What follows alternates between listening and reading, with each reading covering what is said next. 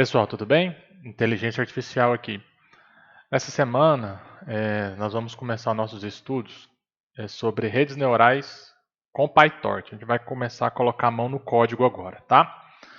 Semana passada, na semana 8, eu deixei aqui 4 vídeos, né, sobre redes neurais, tá? E para você assistir o vídeo dessa semana, da semana 9, esse vídeo que eu estou gravando agora, você precisa ter assistido esses vídeos, tá? Porque eu vou falar muita coisa que estão nesses vídeos aqui, muitos termos técnicos de redes neurais, e é bom que você já saiba o que significa, para eu não ter que ficar voltando nesses termos e não gastar muito tempo, tá bom? Então, se você não assistiu os vídeos da semana 8, antes de assistir esse vídeo, vai lá e assiste esses vídeos aqui da semana 8, tá bom? Então vamos lá, vamos começar a falar de redes neurais com PyTorch. A gente vai começar a colocar a mão no código, beleza? Eu não vou fazer vários vídeos, eu vou fazer um vídeo só, porque todos os assuntos eles estão interligados, não faz muito sentido eu ficar separando o vídeo, porque um assunto agora vai depender do outro. Esse vídeo vai ficar um pouco grande, mas não tem problema, tá? Vamos lá. Então, vou falar sobre redes neurais com PyTorch. Aqui eu separei um roteirinho, vou falar sobre o Google Colab, depois da extensão para o VS Code, o PyTorch, né, apresentar e instalar, e falar sobre redes neurais com PyTorch. Primeira coisa é o Google Colab. O que é o Google Colab? O Google Colab é esse ambiente que eu estou utilizando. Ó. Tá vendo? Isso aqui é o Google Colab. O que esse Google Colab tem de interessante? Onde você vai acessar, né, para começar? Você digita aqui Colab no Google e é aquele endereço ali, ó, colab.research, tá, .google.com. Aí ele vai abrir uma janelinha aqui com os últimos, a gente chama de notebook, tá? Os últimos notebooks que você fez. E você pode abrir aqui uns exemplos, tem no Google Drive, GitHub, fazer um upload, tá? Mas, basicamente, o Google Colab ele é um ambiente de programação que ele tem... Você não precisa configurar nada, tá? É só abrir e usar, zero configuration required. Você pode acessar a GPU. O que é GPU? Você pode colocar o seu código para rodar, ao invés de rodar no processador, né, na CPU, ele vai rodar no processador da placa de vídeo, tá? Na Graphical Process Unit, tá bom? Na GPU. E você consegue compartilhar facilmente seu código. Você não precisa zipar, mandar por e-mail, colocar no GitHub e depois mandar o link. Não, você só clica aqui em Share, tá? Aqui em cima no Share e compartilha o seu código, tá?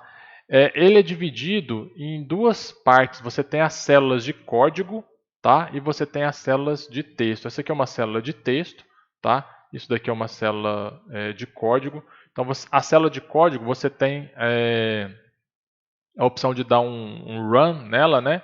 E ela roda e já dá o retorno aqui para você. Então você tem aqui uma célula de texto, tá? Você dá 2 cliques aqui, você vai editar a célula de texto. E você tem a célula de código, que você pode editar um código em linguagem Python, tá? E a gente utiliza muito esse ambiente, o Google Colab, para data science, tá? E também inteligência artificial, tá bom? Beleza, então eu vou utilizar aqui o próprio Google Colab para poder dar essa aula de redes neurais com PyTorch para vocês. O Google Colab você pode acessar ele no browser, né, no navegador, ou existe também uma extensão para o VS Code do Google Colab, tá? VS Code Colab Extension.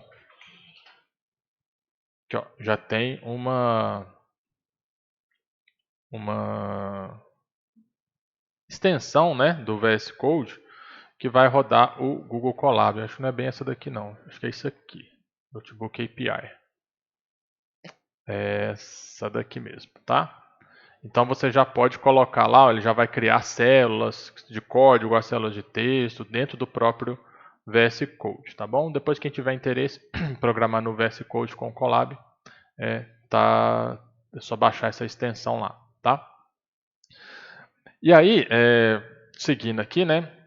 Aqui eu posso rodar um código em Python, tá? Dentro do próprio Colab. Então aqui eu fiz um import NumPy, né? Importei a biblioteca NumPy, criei uma variável chamada novo array, tá? E ela é um array aleatório 5 por 5. Aqui está comentado, eu vou descomentar e vou rodar, tá? Quando eu rodo, ó, ele criou um array aleatório, né? 5 linhas por 5 colunas. E aqui eu mandei imprimir o tipo dessa variável, né? Ó, então ela é um array, tá? Do NumPy, tá bom? Beleza. Ok. Próximo ponto, PyTorch. O que é o PyTorch? O PyTorch ele é uma biblioteca para o Python para a gente trabalhar com inteligência artificial, tá? O site oficial dele é pytorch.org, tá bom? E aqui no PyTorch, no pytorch.org, a gente tem aqui como que a gente vai instalar o PyTorch. Na página principal é só você descer a tela aqui um pouquinho, ó, install PyTorch, tá? Acho que você clicar aqui em Get Started também vai ter, aqui ó, Get Started também tem, tá? Então como é que você vai instalar? Aqui tem algumas opções, ó, qual build do PyTorch você quer? A estável ou a preview, né? A preview da próxima extensão, então da próxima versão. Coloca aqui estável. Qual o seu sistema operacional? Se é Linux, Mac ou Windows, tá? Você vai escolher aqui qual o sistema operacional. Qual pacote você vai utilizar? O Conda, o pip, o libtorch ou o source, tá? Eu geralmente eu gosto muito de usar o pip para configurar os pacotes do meu Python, tá?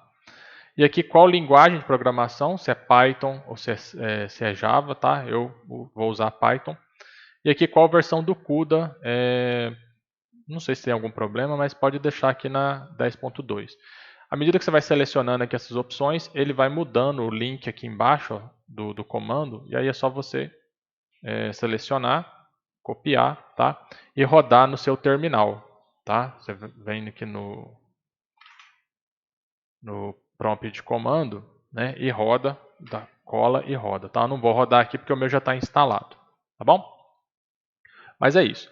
Isso para instalar o PyTorch localmente, tá? Se você for utilizar só o Colab, é bem mais simples, tá? É só isso daqui, ó, import torch, tá?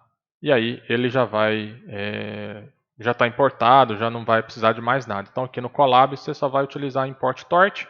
Se você for usar o VS Code, usar localmente na sua máquina, você tem que instalar usando isso daqui, tá? Se eu não estou enganado, o PyTorch ele não roda com o Python 3. Não roda com Python 2. Alguma coisa, tá? Ó. É só com Python 3. Alguma coisa, tá? Então, se você está usando o Python 2, ele não vai funcionar, você vai ter que usar o Python 3. Alguma coisa. Hoje a gente já está no 3.8, se eu não me engano, tá? Então, eu vou mostrar o PyTorch aqui no Colab mesmo, tá? O que é um tensor? Tá? O tensor ele é uma estrutura de dados utilizada pelo PyTorch. Tá? Ele nada mais é do que um array, tá bom? Nada mais é do que uma estrutura de dados do tipo array, tá bom? Estrutura de dados composta, né? Que guarda mais de um valor. Então, para eu criar aqui um tensor aleatório, eu vou utilizar, já que eu já importei aqui o torch, né? Import torch. Eu criei aqui uma variável, então torch.range 5.5, e aqui eu vou descomentar essas duas primeiras linhas, ó, eu vou imprimir o tensor, tá? E o tipo do tensor. Então aqui, ó, tem um tensor 5 por 5, tá? Aleatório, né, randômico. E aqui o tipo, ó, ele é um tensor da classe torch, tá? Do módulo torch, da biblioteca torch, tá? Então, observa que ele nada mais é do que um array, tá? Só que ele é um array diferenciado, porque ele vai poder ser trabalhado na GPU, tá? No processador da placa de vídeo. Okay? E aqui eu vou descomentar aqui o array, que esse array foi o que eu criei aqui em cima, tá? Que é o do NumPy. E aí eu vou rodar de novo. Ó, isso aqui é um tensor, tá bom? 5 por 5, ó, do tipo tensor. E aqui eu tenho um array, tá? Também aleatório, não vai ter os mesmos números, né? Logicamente, porque é aleatório, e aqui o tipo, tá? Então, um tensor nada mais é, sempre que você vê a palavra tensor, nada mais é do que um array, tá? Ou uma matriz, um array de arrays. Tá beleza? Beleza, vamos lá. Então vamos começar aqui sobre o modelo de rede neural, tá? Redes neurais. Isso aqui a gente viu lá nos outros vídeos da semana passada. Como eu falei no início, vai ter que assistir os vídeos para poder entender isso daqui. O modelo de rede neural, basicamente, geralmente, ele tem essa estrutura, tá? Neurônios aqui na camada de entrada, neurônios na camada escondida, neurônios na camada de saída, tá? Os neurônios da camada de entrada, eles são todos conectados com os neurônios da camada escondida, tá? Então, todas essas setas aqui, ó, se eu tenho 4 neurônios na entrada, 3 neurônios na camada escondida e todos estão conectados, então eu tenho 4 vezes 3 setas, eu tenho 12 setas. Tá? Então, isso aqui vai virar uma matriz com 12 valores, que cada uma dessas setas aqui é um peso, né? A gente viu na semana passada. Então, aqui eu vou ter uma matriz 4 por 3 com 12 valores, né, que são os pesos que estão nessas conexões aqui. E da mesma forma, da camada escondida para a camada de saída, todos os neurônios estão conectados. Então, eu tenho 3 vezes 1, eu tenho 3 pesos, né? 3 conexões. Então, eu tenho aqui um array de 3 valores, tá? Que são os pesos. A classe net do PyTorch, ela vai modelar esse desenho aqui, esse diagrama, tá? Então, existe uma classe net do PyTorch. Vamos abrir aqui. Class net PyTorch. Aqui. Então, aqui a gente tem a classe net, tá? Ela está aqui. E a gente vai utilizar essa classe para poder modelar a nossa rede neural, tá? Esse exemplo aqui ele está usando para fazer a rede neural de classificação de uma imagem, tá? Então ela é um pouco mais complexa. Aqui eu vou mostrar para vocês, ela é um pouco mais simples, tá bom? Deixa eu ver se eu acho ela aqui. Aqui, torchnn, módulo, opa, perdão, Ctrl F net.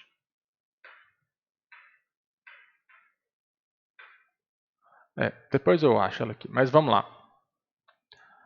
Aqui, tá, é torch módulo. Peraí, eu tava errando aqui, peraí. Torch.net é o nome que eu dei para ela, tá? Peraí, aqui. É isso aqui que eu quero.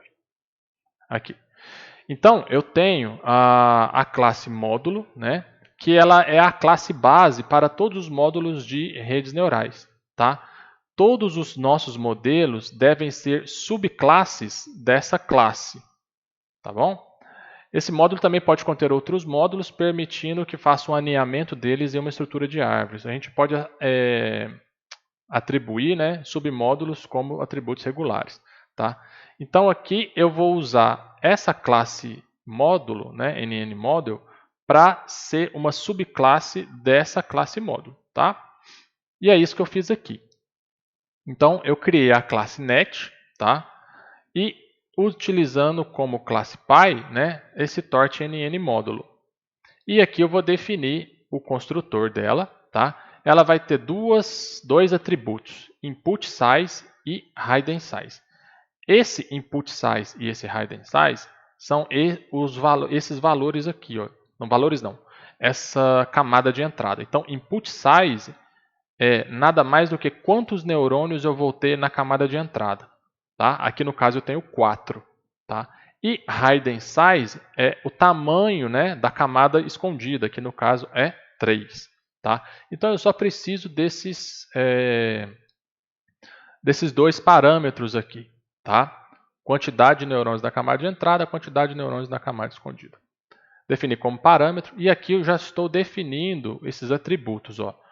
O atributo, né, toda vez que eu utilizar self, eu estou falando dessa própria classe. Então,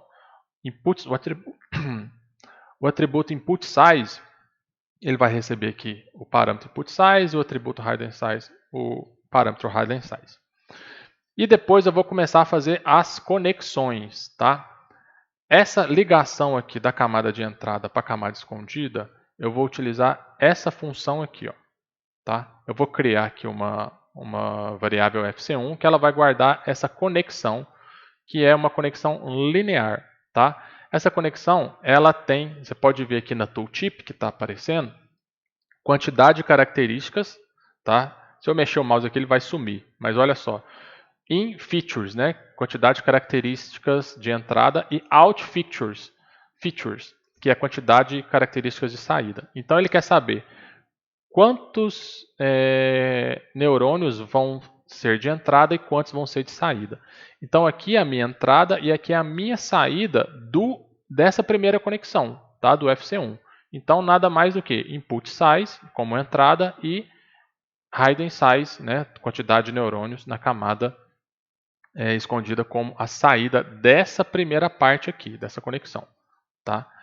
Esse linear, pessoal, nada mais é do que uma função de ativação, tá? Então, aqui eu tenho algumas funções de ativação aqui na Wikipedia, tá? E essa função linear é essa função identidade aqui, tá? Então, ela tem esse gráfico. E qual que é a equação dessa função linear? F de x é igual a x, ou seja, todo número que você entrar nessa função, a resposta é ele mesmo, ou seja, ele não vai alterar nada. O número que você colocar de entrada é o número que vai ser da saída. Tá? Então, já fiz essa conexão aqui, da entrada para a camada escondida. Depois eu vou fazer um relu. O que é relu? Relu é uma outra função de ativação, que ela está aqui, ó. Aqui, relu. Tá? Aqui, não, desculpa, essa daqui, ó, relu. Então, qual que é o gráfico da relu? Ele é 0 aqui no x negativo e ele se comporta como uma função identidade ou linear quando ela é positiva. E aqui está a equação. Ó. Sempre que o x, né, f de x, sempre que o x que você entrar for menor ou igual a 0, a resposta vai ser 0. Tá? E sempre que o x for maior do que 0, a resposta vai ser o x. Ou seja, ele vai pegar todo número negativo que você entrar e vai zerar. Tá? E todo número positivo que você entrar com ele vai ficar ele mesmo. Tá? Essa é a característica da relu. Tá? A saída dela é do 0 e vai até infinito. O número que você colocar vai ser ele mesmo. Tá? Depois eu faço a conexão 2. O que é essa conexão 2? Full Connected 2. Tá? FC é de Full Connected. Tá? Esqueci de falar. Também linear. E ela vai pegar da hidden size, tá? E 1. Por que 1? Porque aqui eu tenho um neurônio na camada de saída. Então agora a minha conexão que eu quero fazer é aqui da hidden, da camada escondida, para a saída. Tá? Então agora a entrada vai ser a quantidade de neurônios na camada escondida. Então eu tenho aqui, no caso, né, 3. E na minha camada de saída eu escolhi ter 1. Tá? Por isso que eu coloquei 1 aqui. Então essa FC2 vai fazer a conexão dessa camada com essa camada de saída. Tá? E aí eu tenho a função sigmoid, que eu vou utilizar ela aqui na saída. O que a função sigmoid faz? A função sigmoid é essa daqui. Ela vai pegar a entrada, né, o valor de entrada, e aplicar essa equação aqui. Ó. 1 dividido por 1 mais número de Euler elevado a menos x, ou seja, a menos a entrada. A resposta disso daqui sempre vai dar um número aqui, ó, entre 0 e 1. Tá? Todo valor que você colocar aqui vai dar um número entre não maior do que 0 e também não menor do que 0, desculpa, e não maior do que 1. Então a nossa saída sempre vai dar um número entre 0 e 1. Tá bom? Beleza. Agora que eu fiz as conexões, tudo isso daqui eu estava fazendo o desenho, né? Fazendo a conexão. Então eu desenhei aqui a camada de entrada, né? O input size, a camada escondida, que é o hidden size, e a camada de saída. Tá? Aí eu conectei a entrada com a escondida, que é esse FC1 aqui. Depois eu conectei a escondida com a saída, que é esse FC2 aqui. Tá? E toda vez que eu fizer essa conexão, eu vou aplicar um relu, tá? Uma função de ativação aqui. ou uma sigmoide, que seria aqui. Tá? Isso aí eu mostrei para vocês na aula passada. Tá? Eu só estou explicando aqui como é que a gente vai converter aquela teoria da semana passada para a prática aqui. Agora que eu já desenhei esse diagrama aqui no código, eu tenho que fazer o quê? A parte de entrada de dados. Como é que os dados vão entrar aqui na camada de entrada e gerar um resultado aqui na camada de saída? Como é que ele vai fazer esse movimento, né? esse forward, né? De para frente, enviar os dados para frente, tá? Para poder gerar uma saída aqui. Aí a gente criou aqui uma funçãozinha, que é a função forward. Tá? O que essa função forward faz? Ela tem como entrada x. O que é x? X são os dados de entrada, tá? As características, o banco de dados, o dataset que você vai trabalhar, tá bom? São os dados que você vai inserir aqui nos neurônios de entrada. Esses dados que você inserir nos neurônios de entrada, nós vamos criar aqui uma variável hidden. Essa variável hidden vai receber x dentro de FC1, ou seja, ele vai passar esses dados por essa função de ativação linear e vai guardar o resultado aqui dentro de hidden. Tá? Esse passar os dados daqui para cá, agora eu vou fazer o quê? Aplicar o relu. Tá? Esse relu, o que é? É essa função de ativação aqui. Então, eu estou fazendo aquela multiplicação, tá? Que eu mostrei no vídeo passado. Deixa eu ver se eu acho aqui. Perceptron.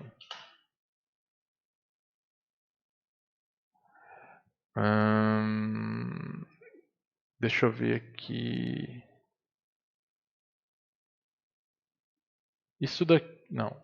Ai, cadê? Devia ter salvado já. É aquele somatório do Perceptron. Tá? Percept. Deixa eu ver se eu acho aqui. É isso daqui, ó, tá? Vai fazer o somatório da multiplicação da entrada com os pesos, faz o somatório, depois passa na função de ativação. É isso aqui que está sendo feito nessas duas funções aqui, tá? Depois que fez isso, eu vou guardar o resultado dessa transferência da entrada para a camada escondida nessa variável output, tá? Nessa variável relu, desculpa. Aí dessa variável aqui, eu vou passar a FC2, ou seja, o resultado que eu encontrei aqui, eu vou mandar esse resultado para saída e vou guardar esse resultado em output. E depois eu vou passar isso em outra função de ativação, que é a sigmoid, tá? E salvar o resultado em output de novo. Estou usando aqui a mesma variável, ó, 1, 2, 3 vezes, tá? E estou duas vezes, né? 1, 2 vezes. E estou jogando como retorno, né, para fora da função, esse resultado de output, tá? Então, toda essa função forward, aqui, recapitulando, o que ela vai fazer? Ela vai pegar a entrada, vai jogar aqui nesse neurônio de entrada, vai passar ele para cá, multiplicando pelos pesos, fazendo todo esse somatório aqui, tá? Vai aplicar a função de ativação, essa função de ativação aqui, e vai gerar um resultado, tá? Esse resultado vai entrar aqui na hidden layer, vai fazer o mesmo caminho, só que para frente, tá? Da hidden layer para a saída, tá? Ou seja, agora a camada escondida vai virar a entrada, né? Vai multiplicar pelos pesos, também vai ter um somatório, também vai ter uma função de ativação e vai gerar uma saída, tá bom? Beleza, então esse modelo aqui, tá? Ele foi construído e organizado, né, com essa função aqui, tá? Essa classe, essa classe aqui, que ela tem duas funções, tá bom? Dois métodos, desculpa, tá? Beleza. Basicamente, pessoal, essa classe aqui, ela não vai mudar muito, tá? Ela não vai mudar muito. Basicamente, esse modelo aqui sempre, geralmente, a gente vai usar sempre o modelo assim, entrada, escondida e camada de saída, tá? O que muda aqui de vez em quando? A quantidade de camadas escondidas, tá? Você pode adicionar mais uma camada escondida aqui, tá? Tipo, ficar assim, ó, multi-layer perceptron. Deixa eu ver um exemplo aqui. Aqui, ó. Você pode ter uma rede neural com duas camadas escondidas, tá? Ao invés de uma só, você pode ter uma rede neural com duas camadas escondidas, tá? 3, 4, tá? Varia muito do problema, tá bom? E aí isso pode ser uma coisa que você pode mudar aqui, mas inicialmente a gente não vai mudar, vai manter assim. Tá? As funções de ativação também nós não vamos mudar, vamos manter essa linear, a relu e a sigmoide. Ok? Beleza. Vou beber uma água aqui. Então isso foi a classe net, né, que eu estou criando em cima da classe do módulo aqui do Torch. Tá? Ok. Agora, antes da gente definir o treinamento, eu preciso definir os dados, né? Já que eu vou precisar aqui desse x, que são os dados, eu preciso definir quais dados eu vou entrar aqui para eu poder organizar o meu treinamento, tá? Então, agora eu vou passar para essa fase aqui, ó, que é a base de dados, tá? Para essa aula, eu vou utilizar a base de dados do sklearn, que está no sklearn, que é um dataset de uma flor, tá? Que chama Iris, tá bom? É um dataset muito conhecido, bem fácil de mexer, que ele vai ajudar a gente a aprender a utilizar essa rede neural aí, tá? Antes de rodar o código aqui, quero mostrar para vocês o que é esse dataset da Iris, tá?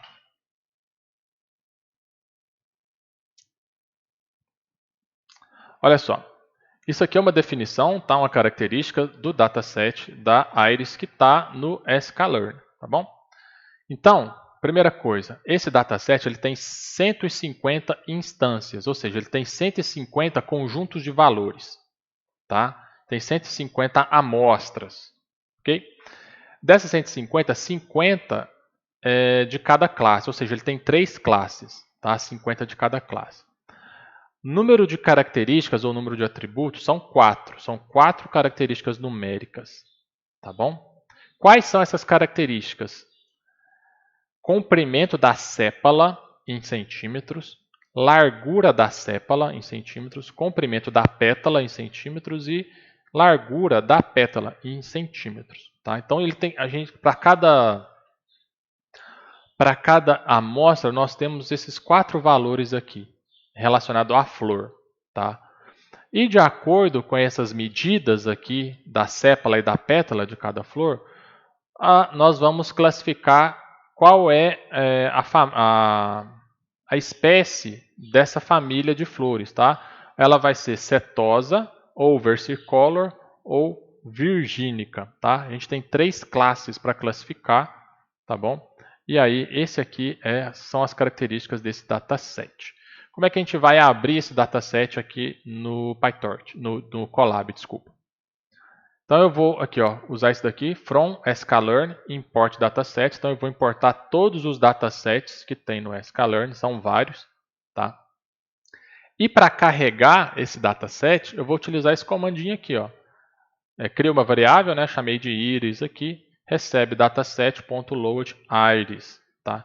Então olha só como é que vai ficar. Vou descomentar aqui o print, vou comentar isso daqui.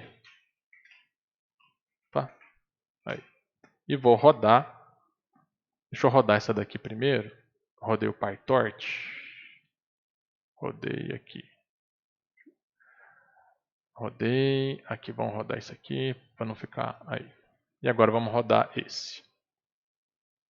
Aí. Eu já carreguei, tá? E aí ele já mandei imprimir aqui o que é o resultado dessa load iris, tá?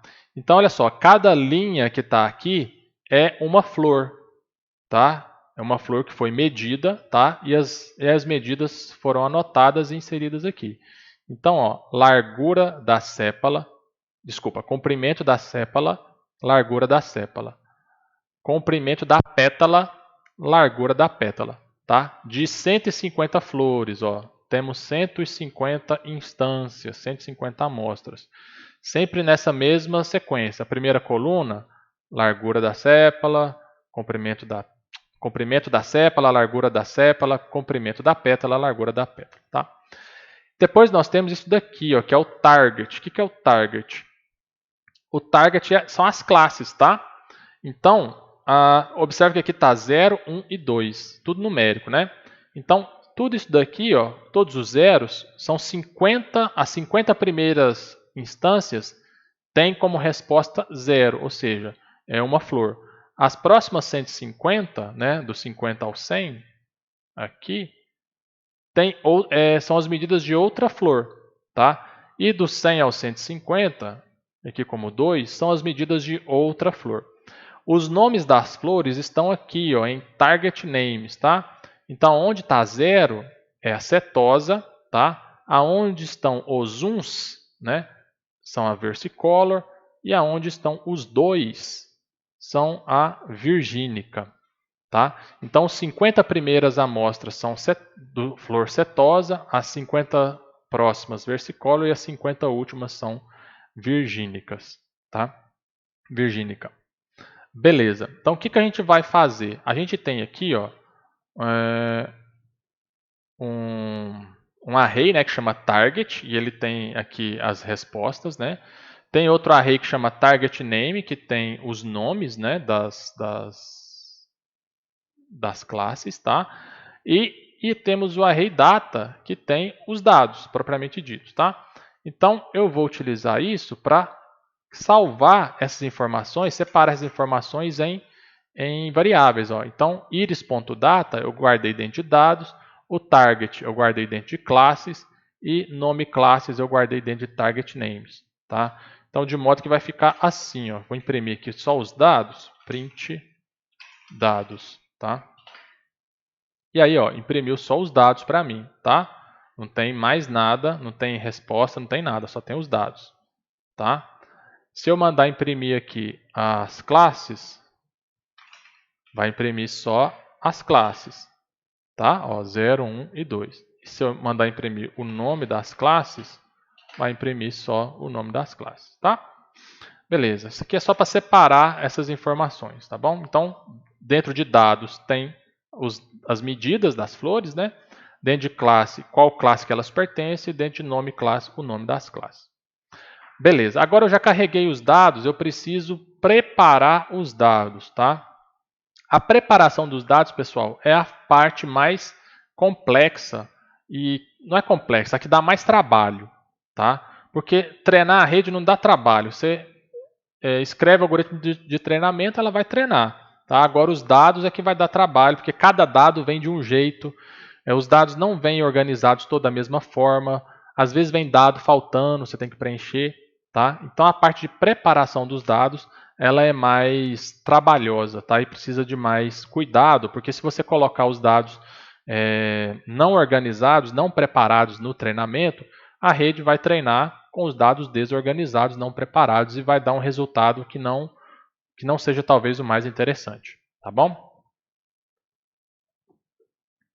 Então vamos lá. Perdão. Então, na preparação dos dados, eu separei aqui em 4 pontos principais. Tá? Primeiro, organizar a saída dos dados de 3 para 2 classes. Tá? Nós temos 3 classes, né? Setosa, virgínica e versicolor. Nós vamos converter isso só para 2. Eu vou explicar daqui a pouco. Depois, nós vamos converter esses dados, porque eles estão num array, nós vamos converter ele para um tensor. Quer ver? Ó, deixa eu colocar aqui o tipo type of dados, né? O tipo de dados, como é que tá? Ó, ele é um array do NumPy, tá vendo? Ó? Isso aqui o PyTorch ele não vai entender, então eu preciso converter esses dados para tensor, tá? Então daqui a pouco a gente vai converter esses dados aqui para tensor. Depois eu preciso embaralhar os dados, tá? Observe que os dados, eu vou imprimir aqui a classe, de novo, eles estão ordenados, tá? Ó, primeiro estão todos as da setosa, depois todos da versicolor, depois todos da virgínica, né? Tá tudo ordenado. Então eu preciso embaralhar esses dados, eles não podem ficar ordenados, porque se eles ficarem ordenados vai atrapalhar o treinamento. Tá bom? E vai atrapalhar também a hora de eu separar os dados aqui, ó, em teste e treinamento. Tá? E depois de embaralhar, eu vou separar os dados em teste e treinamento. Então, vamos lá. Primeira coisa, organizar a saída do dataset de 2 para 3 classes. Por que eu tenho que fazer isso? Vamos voltar aqui no desenho aqui do diagrama da rede. Eu tenho uma saída. Tá? Eu tenho uma saída. E essa saída ela está com a função de ativação sigmoide. Ou seja, ela vai retornar 0 ou 1. Só tem dois valores para retornar, tá? Ou é 0 ou é 1. Então, com dois valores, 0 ou 1, eu não consigo definir três classes. Eu só consigo definir duas, tá? Ou é uma coisa ou é outra. Eu não consigo definir três situações com somente dois valores, tá? Então, o que eu vou fazer? Eu não vou classificar, não vou pedir a minha rede, nesse exemplo aqui, para ela me falar assim, essa flor é setosa, essa flor é virgínica, essa flor é versicolor. Eu não vou fazer isso. O que eu vou fazer? Eu vou pegar uma classe, por exemplo, a setosa, tá? E vou igualar as outras duas, virgínica e versicolor. Então, a minha rede ela vai falar se a flor é setosa ou não, tá? Ela vai falar se ela é setosa ou não. Vai ser 1 para setosa e 0 para não setosa. E depois eu vou fazer se ela é versicolor ou não. Então, ela vai ser 1 para versicolor e 0 para não versicolor. Vai ser 0 para cetose e 0 para virgínica. É isso que eu vou fazer. Eu vou converter as três classes para somente duas. Sim ou não. Tá ok? Então, vamos lá. Como é que eu vou fazer aqui essa organização da saída do dataset? Eu vou utilizar uma biblioteca do Python que chama NumPy, que ela é muito utilizada na área de ciência de dados, tá? E dentro dessa NumPy eu vou utilizar uma função where, tá? Essa função where, ela tem essa sintaxe aqui, ó. Ela vai procurar uma condição, tá? E ela vai substituir, sempre que essa condição for verdadeira, ela vai substituir pelo segundo parâmetro, tá? E se a condição for falsa, ela vai substituir aqui por esse terceiro parâmetro, tá? Então, essa função where ela tem três parâmetros. O primeiro é a condição, o segundo o valor, se essa condição for verdadeira, e o terceiro o valor se essa condição for falsa, tá? Então, vou aqui descomentar as classes, tá? E vou imprimir aqui para a gente ver como é que ela tá. E vou comentar aqui essa saída, tá? Rodar. Então, olha só, ela tá 0, 1 e 2. Eu vou classificar aqui a versicolor, tá? Que é a que está mais fácil aqui para a gente. Por que ela está mais fácil? Porque se aqui a setosa já está 0, né? A versicolor já está 1, eu só tenho que substituir esse 2 aqui, que vai ser a virgínica, para 0. Tá? Então, aonde tem 2, eu vou trocar para 0. De modo que vai ficar assim, ó, a setosa vai ficar com 0, a versicolor vai ficar com 1, e a virgínica ela vai sair de 2 e ela vai ficar 0. Tá? Esse aqui é o original, né? E esse aqui é o novo. Então, olha só, eu vou classificar se uma flor ela é versicolor ou não. Então, sempre que a minha rede der um resultado igual a 1, é porque aquela flor é versicolor. Se ela der um resultado igual a 0, é porque ela não é versicolor, tá? Ela é virgínica ou setosa. Então, tá assim o meu array, né? Aí agora eu vou descomentar aqui essa função. E aí, ó, onde, né, np onde as classes forem iguais a 2, ou seja, tudo isso daqui, ó, né, tudo isso daqui onde for igual a 2, troca para 1, tá? Troca para 1. Aonde, se não for igual a 2, troca para 0, tá? E aí a gente vai imprimir aqui para ver como é que vai ficar, tá? Vou rodar. Olha só.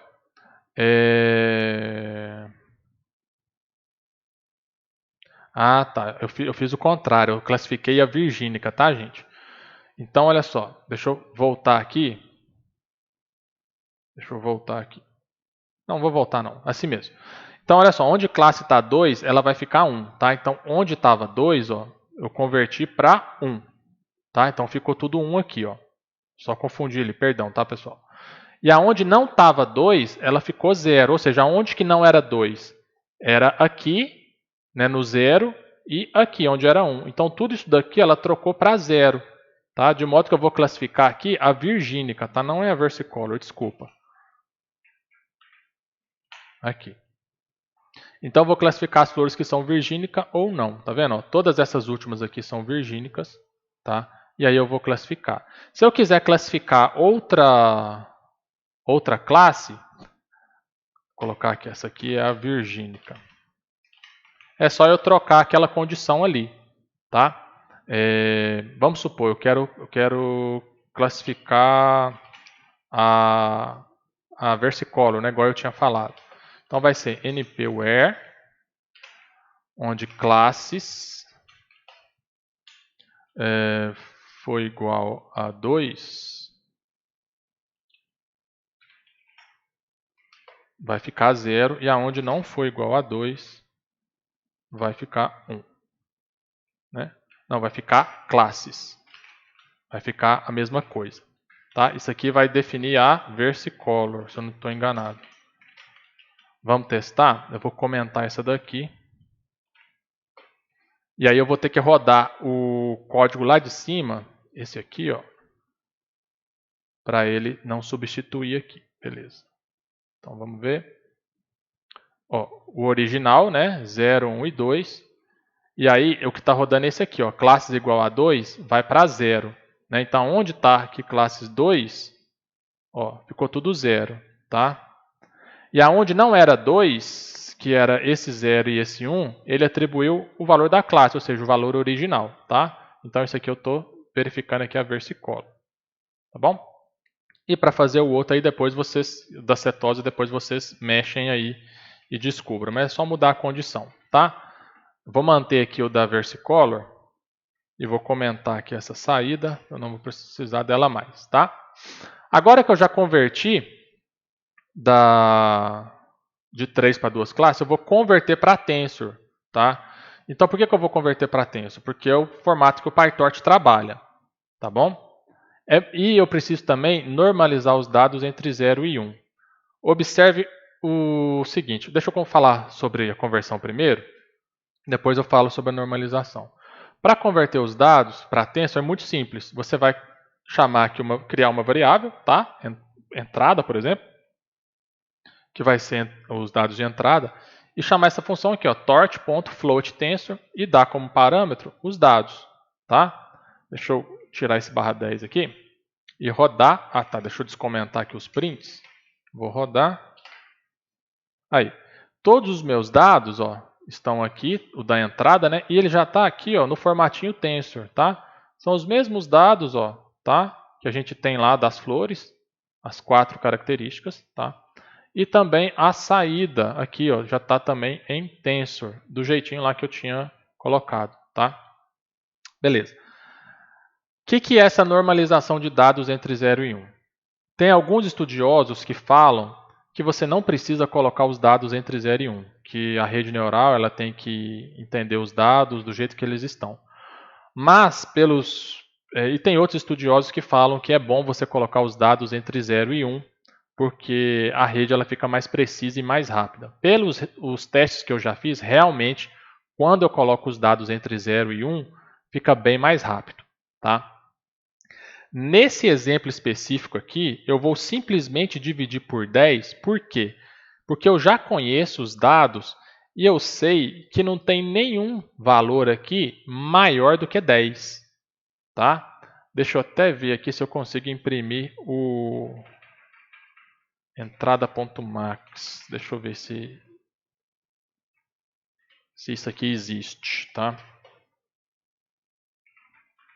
Comentar isso aqui para ele não rodar de novo. Ah, nem... Tá, para ele não rodar de novo, isso mesmo. Ah, tá. Ver aqui, max value tensor. Deixa eu ver se eu acho aqui. Torch.max. Torch.max entrada. Tá. Então aqui é torch.max entrada. Não é ponto .max aqui.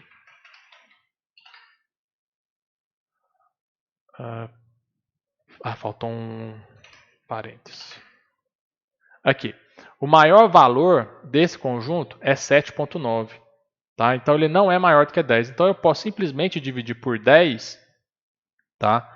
que aí eu vou conseguir colocar todos entre 0 e 1. Tá? Se eu tivesse algum valor maior do que 10, eu teria que dividir por, e menor do que 100, né? Eu teria que dividir por 100. Existem várias funções para normalizar, tá, pessoal? Aqui eu estou fazendo dividir por 10 porque eu conheço esses dados e é o jeito mais rápido de fazer. Tá bom? Então, beleza. Deixa eu comentar isso aqui, descomentar. E aqui eu já vou rodar. Já vou rodar isso daqui. Ok, vamos ver aqui o maior valor, né? 0,79. Tá? Já dividi por 10, está entre 0 e 1. Beleza. Agora que os meus dados já estão divididos, já estão normalizados, né, entre 0 e 1, eu vou ter que embaralhar os dados. Tá? Para que serve o embaralhamento de dados? Primeiro, porque facilita o treinamento. Porque se você mostrar para a rede os dados sempre na mesma sequência, pode ser que ela aprenda ali por sequência. Na hora que você colocar na hora que você pedir à rede para entender, para aprender um dado novo, ela pode achar que está na sequência e não vai estar, tá?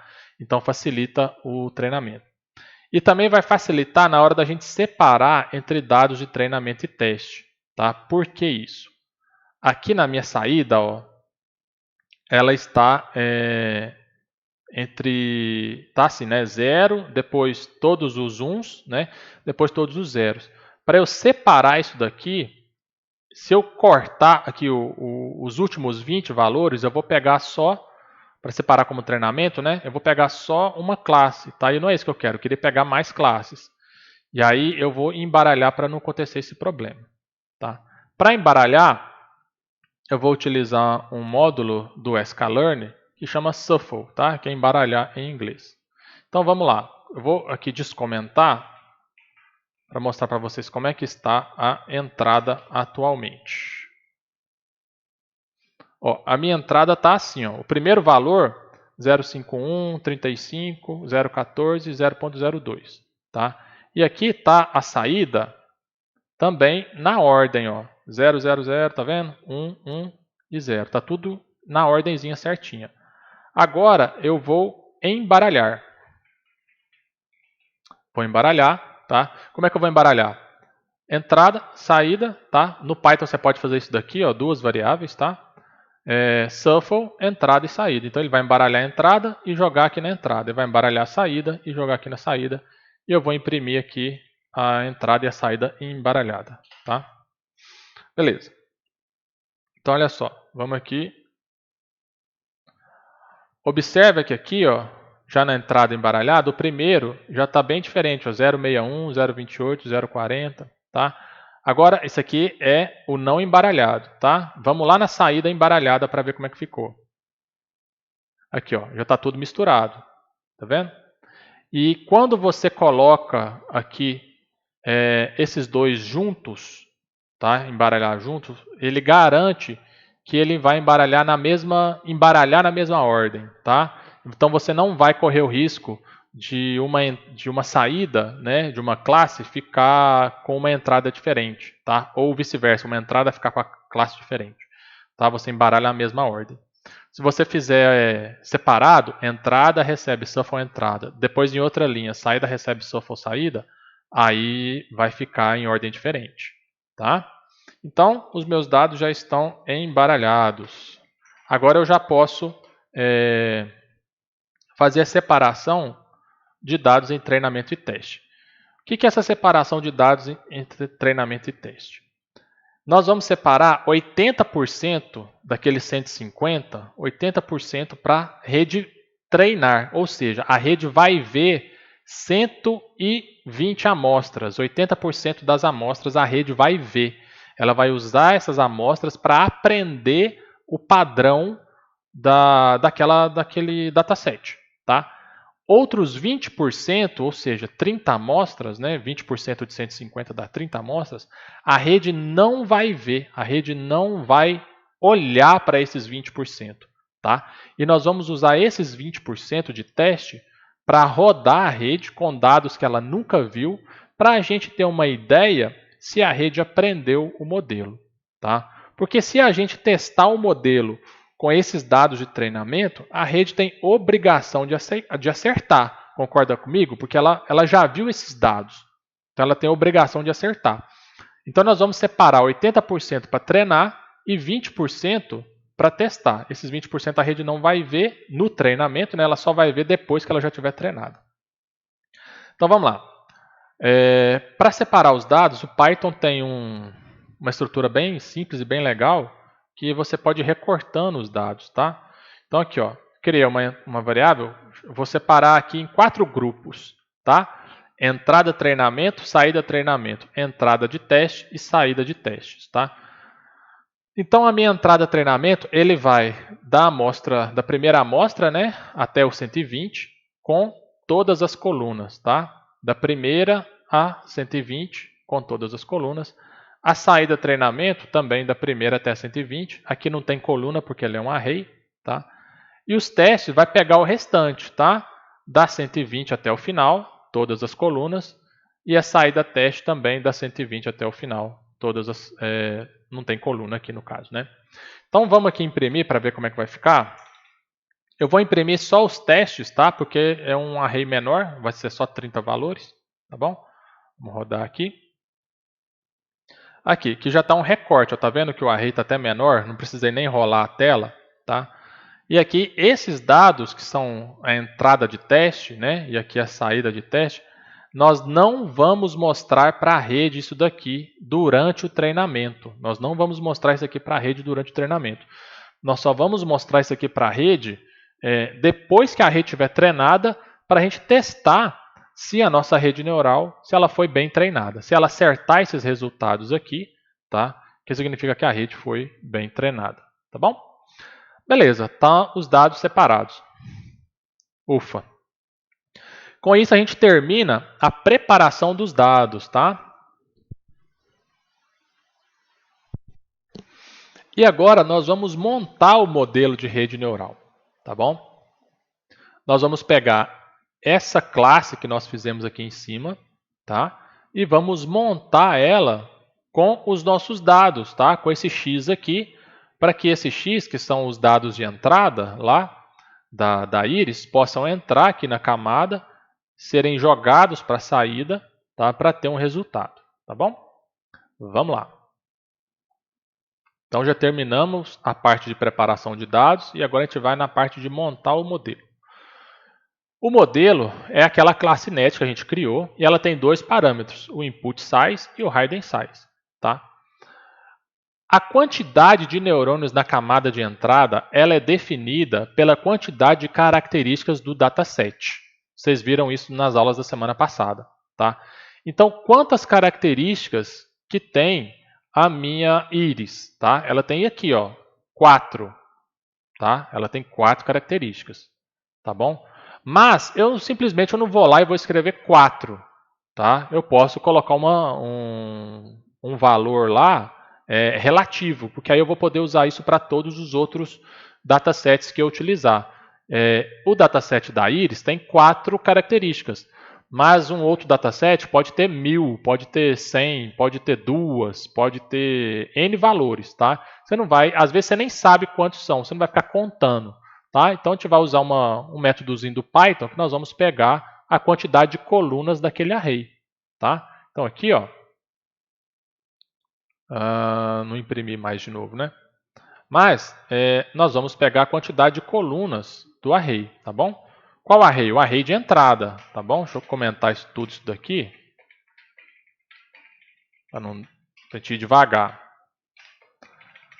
Então, olha só, o meu array de entrada.treinamento, ele tem 120 instâncias com 4 colunas. É esse número aqui que eu quero, ó, 4 colunas, que são os 4 atributos, tá? As 4 características.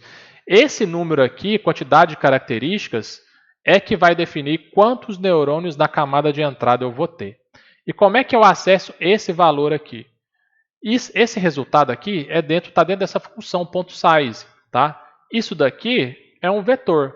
Essa aqui é a posição 0, essa daqui é a posição 1, tá? Então o meu input size nada mais é do que entrada.size colchete 1. Eu vou pegar direto esse valor aqui, tá bom?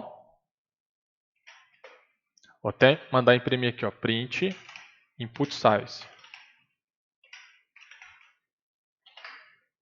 Vendo? 4. Então, meu input size já está pronto. Tá?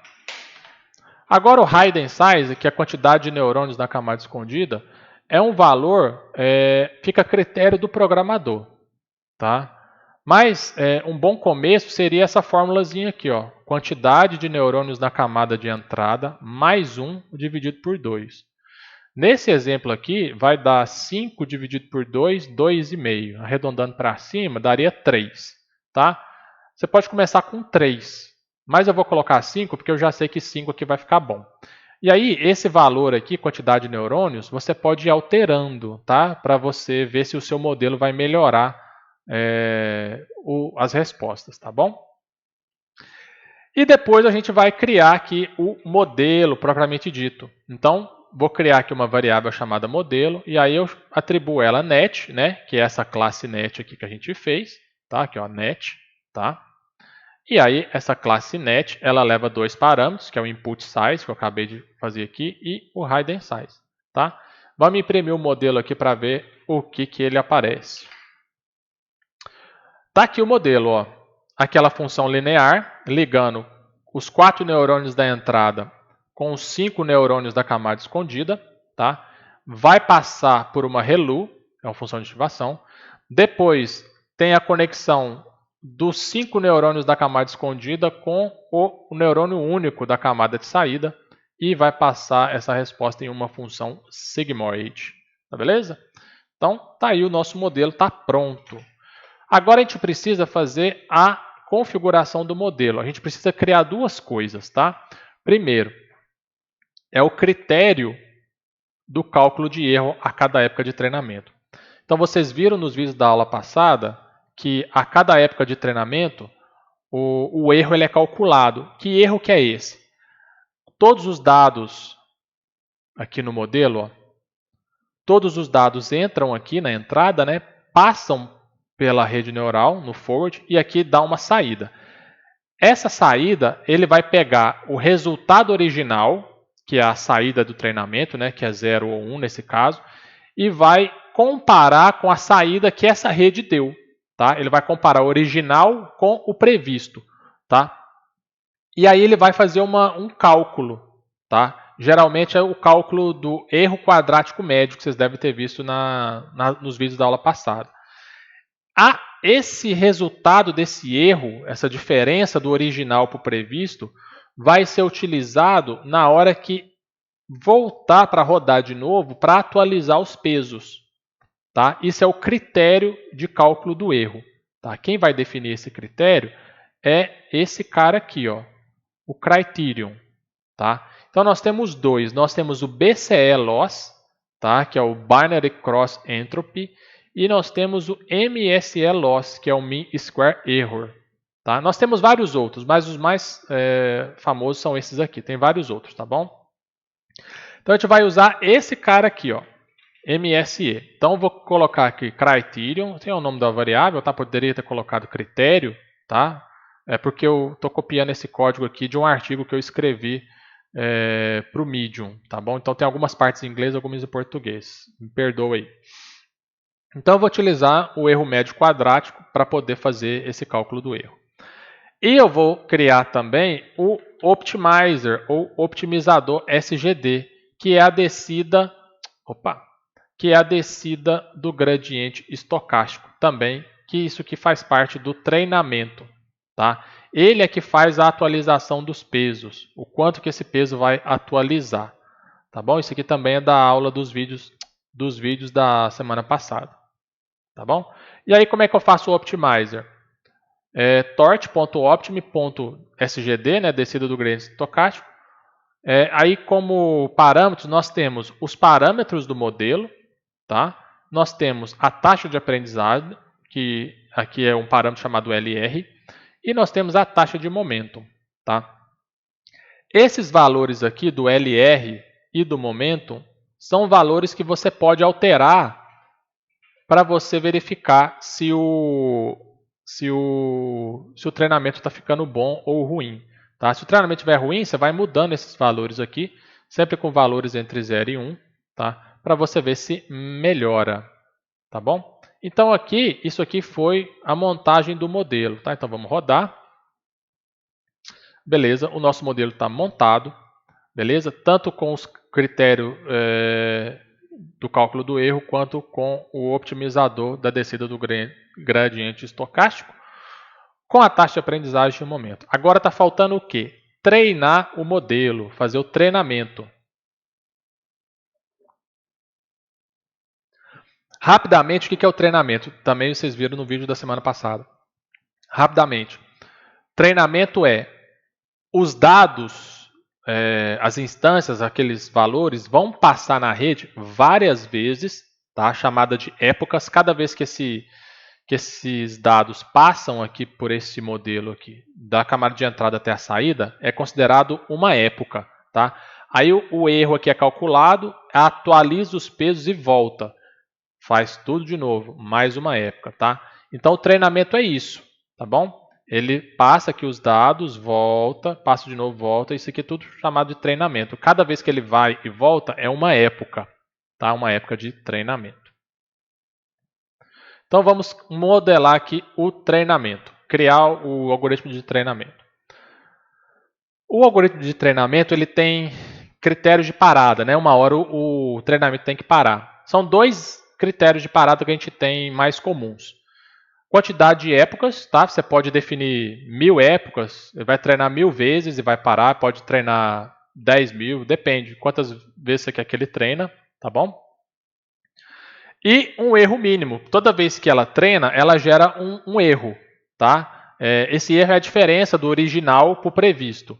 Então nós vamos ver aqui ao longo do treinamento que esse erro começa muito alto, né? Ele começa errando muito. E à medida que ele vai treinando, esse erro ele vai diminuindo, tá? Ele vai diminuindo. Então vai chegar uma hora que esse erro vai diminuir tanto que ele não vai diminuir mais, tá bom? E aí você pode definir assim, um critério de parada com erro mínimo. Na hora que ele chegar com 1% de erro, ele não treina mais, tá? Há vantagens e desvantagens, tá bom? Desses dois critérios de parada. A quantidade de épocas de treinamento, se você definir 1000 épocas de treinamento, pode ser que ele atinja o erro mínimo na época 100. E aí ele vai treinar da época dos 100 até a 1000, ou seja, 900 épocas, ele vai treinar à toa, porque ele já atingiu o erro mínimo, tá? Então ele vai gastar muito tempo.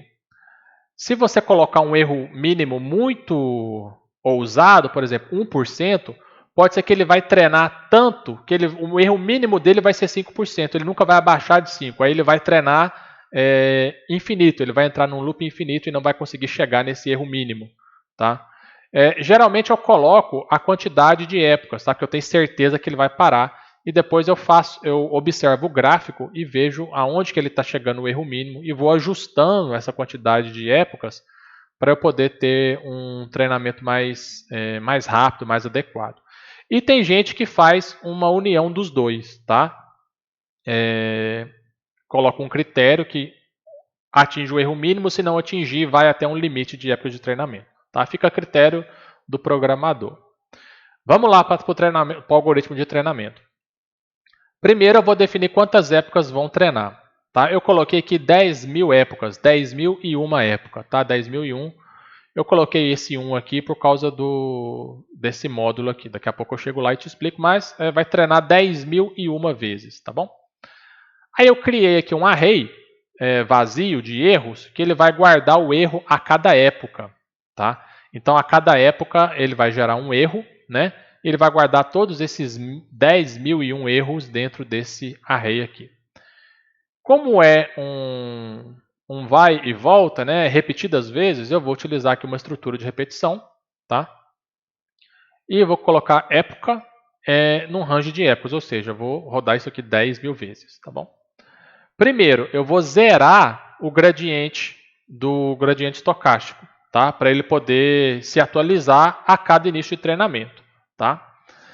Aí eu vou fazer o forward, eu vou mandar os dados para a rede. Então eu vou guardar aqui numa variável, que é o resultado previsto, o y previsto, e vou rodar a rede uma vez, tá?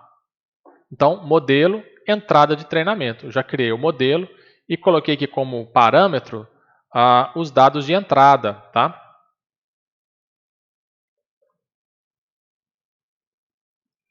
Isso daqui vai jogar todos aqueles dados de entrada, as medidas das flores, tá? Dentro da minha rede neural, vai rodar e ele vai gerar um resultado, tá? Esse resultado que é gerado, nós vamos comparar ele aqui, ó, com a saída real, tá? Então aqui eu estou usando aquele critério do cálculo do erro.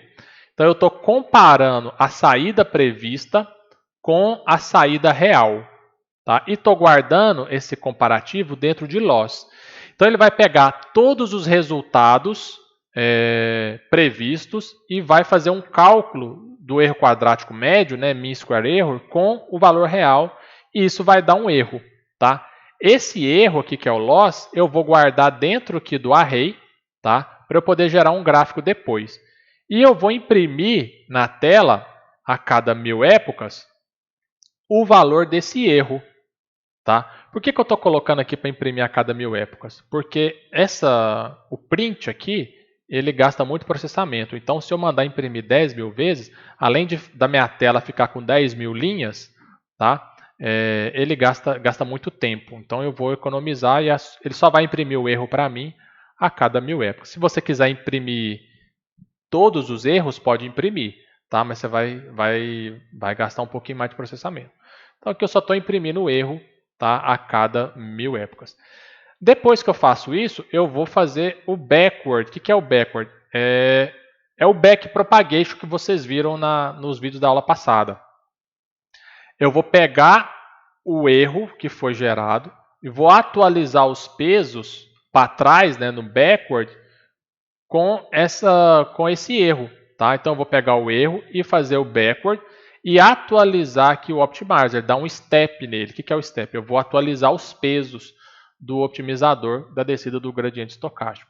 E aqui eu vou atualizar os pesos e começar tudo de novo com os pesos atualizados, e aí ele vai errando cada vez menos.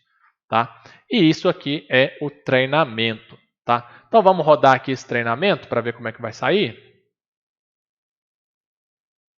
Ó, época 0, começou errando, ó, 23%.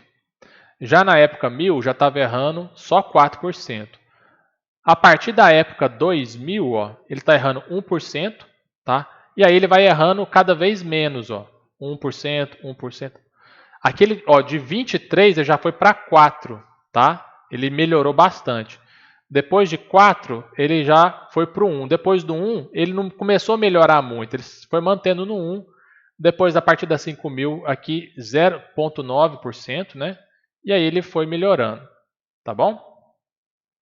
Aqui a minha rede está treinada. Minha rede está treinada somente com os dados que ela viu, que são aqueles 80%, tá? Essa entrada treinamento aqui.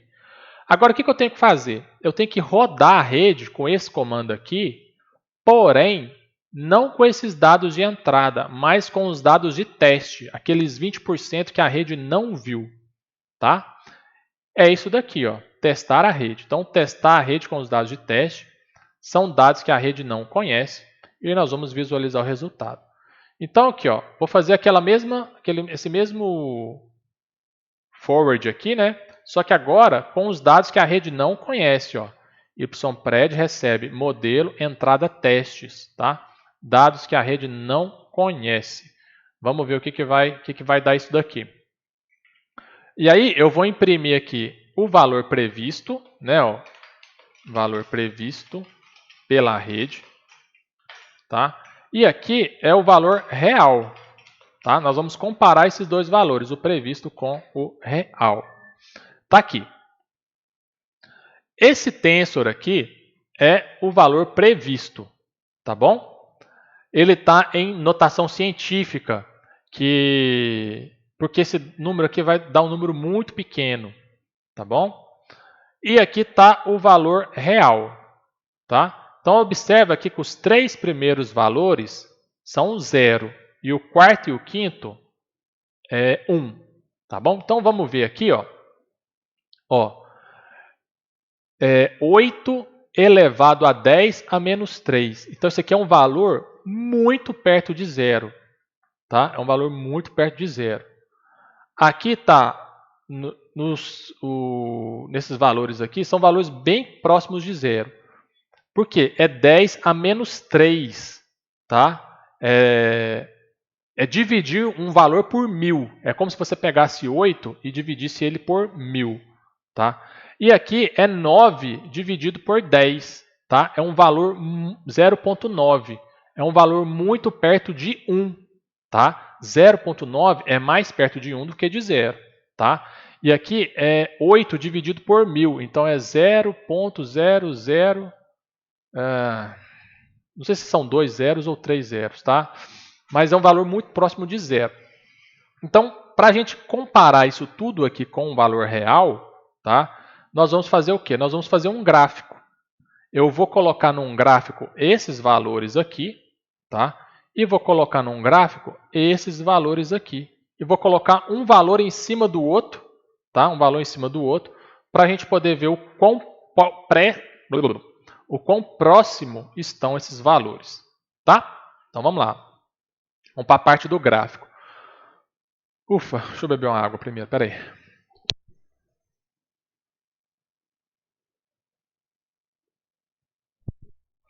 Vamos lá. Eu vou gerar dois gráficos, tá bom? Então, eu estou utilizando essa biblioteca aqui, do Matplotlib. É uma biblioteca sensacional para trabalhar com gráfico, tá? Estou importando num NumPy de novo aqui, mas eu já tinha importado ele lá em cima, nem precisa. Então, eu vou plotar o gráfico do erro, tá? Que é aquela variável do erro, tá? Que eu tinha gravado. Então eu vou fazer, vai aparecer uma curva de como que o erro foi evoluindo ao longo das épocas, tá? Ao longo das épocas de treinamento. E vocês vão ver o tanto que ela aprendeu ao longo do treinamento. E depois aqui, ó, eu vou mandar imprimir a saída teste, tá? Com uma bolinha amarela, yellow circle, tá? E essa aqui é a real, tá? A real vai ser uma bolinha amarela. E o previsto vai ser uma cruz azul, uma blue cross. Tá? Então vamos rodar isso aqui, que aí vocês já vão ver o que vai acontecer. Aí. Tá aqui o resultado da minha rede neural. Vamos começar por esse gráfico de erro aqui. Tá? Aqui no eixo X é a quantidade de épocas de treinamento. Tá vendo aqui que eu tenho da época 0 até a época 10.000? Porque eu mandei treinar 10.000 vezes. Tá? E aqui no eixo Y, eu tenho o erro. Tá? Então, olha aqui, na época 0, ele estava errando 24%, 25%. Tá? À medida que ele foi treinando, ou seja, à medida que o treinamento foi acontecendo, o erro foi diminuindo. Se o erro está diminuindo, quer dizer que a minha rede está aprendendo. Tá? Então, todo o gráfico de uma rede neural, gráfico de erro de uma rede neural que aprendeu, ela vai ter esse formato aqui. Ó. Ela começa errando muito e ao longo do treinamento ela vai aprendendo. Tá? Particularidades desse gráfico é o seguinte. Observe que aqui a partir da época 5.000, tá? Ou 6.000, ele não desce muito. Tá? Da época 0 até a época 4.000, ele desce bastante. Ou seja, ele aprende muito rápido. Tá? Então aqui mais ou menos na época 5, na época 6.000, ele já quase atingiu o erro mínimo, tá bom? A gente pode ver isso também aqui, ó. Na época 6.000 estava 0.9, depois baixou pouca coisa para 0.8, continuou no 0.8.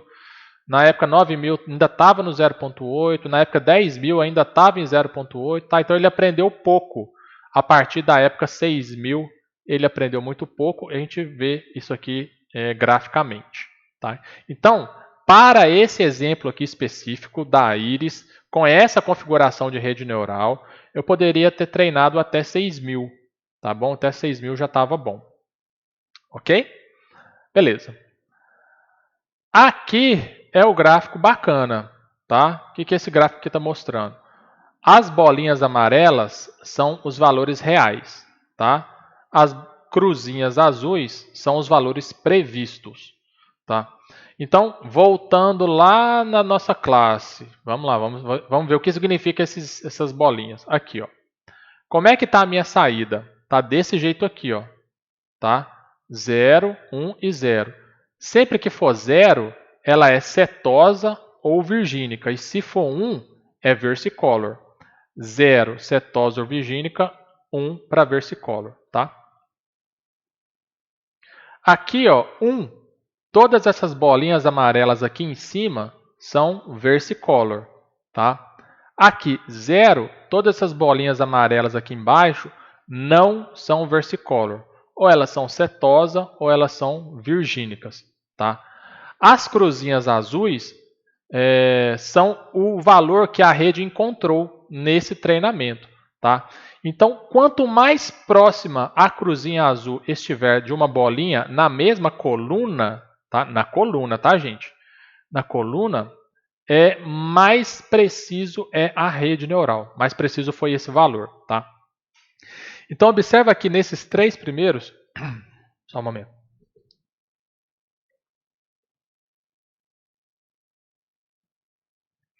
Observa que nesses 3 primeiros ele acerta muito em cima, tá? Dos valores muito próximos.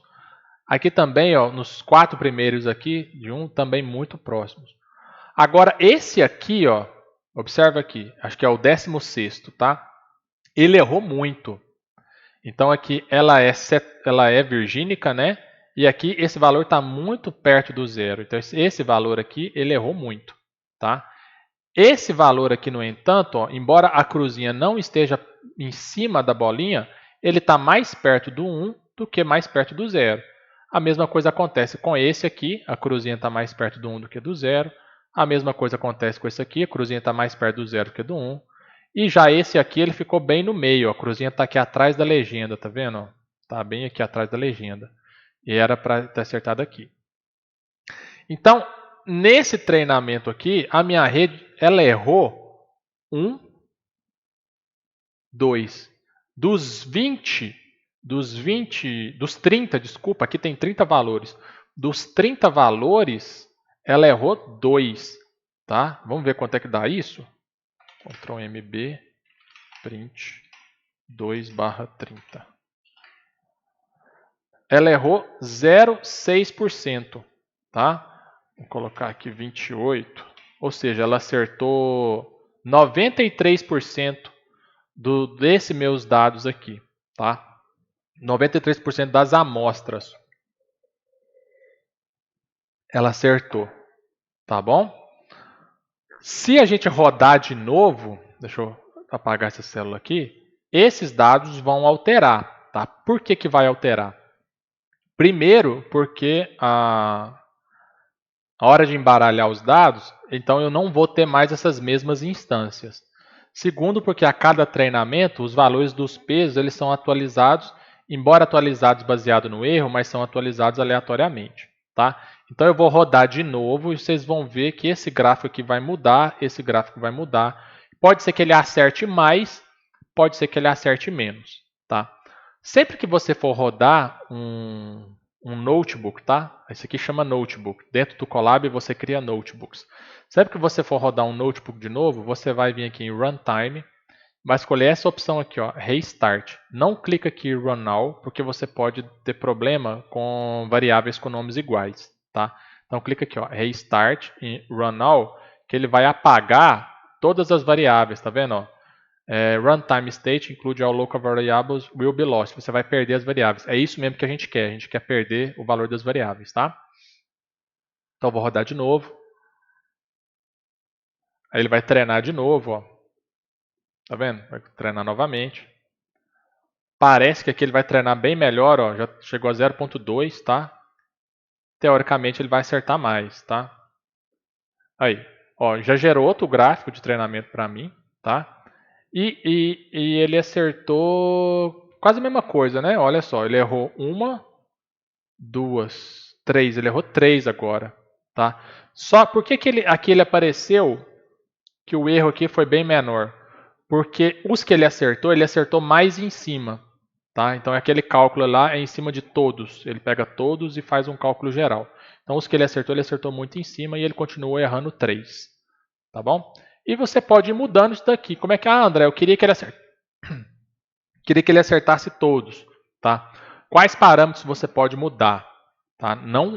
Os parâmetros não vão, deixa eu comentar isso aqui. Não vai garantir que a mudança desses parâmetros que eu te falar não garante que a sua rede vai acertar tudo, tá? Quais parâmetros? Você pode aqui, ó, é o hidden size, você pode mudar esse valor, tá? Vamos mudar aqui para 15. A taxa de aprendizado também você pode mudar, tá? Você pode ficar variando ela entre 0.1 e 0.9, tá? Vamos colocar aqui 0.7. E a taxa de momento, além dela ser opcional, você pode tirar ela, tá? Você pode alterar ela também para outro valor. Vamos colocar aqui 0.3. Então eu fiz 3 alterações. Ah, tá. Outra coisa que você pode alterar também é a quantidade de épocas de treinamento, tá? Então, vamos dobrar aqui, vamos por 20 mil, tá? Então olha só, eu fiz 4 alterações. Coloquei mais 10 neurônios na camada escondida. Mudei de 0,9 para 0,7 na taxa de aprendizagem. Mudei de 0,1 para 0,3 no momento e dobrei a quantidade de época de treinamentos e vou rodar de novo. Vamos ver se ele vai acertar mais ou se ele vai acertar menos, tá? Vamos lá.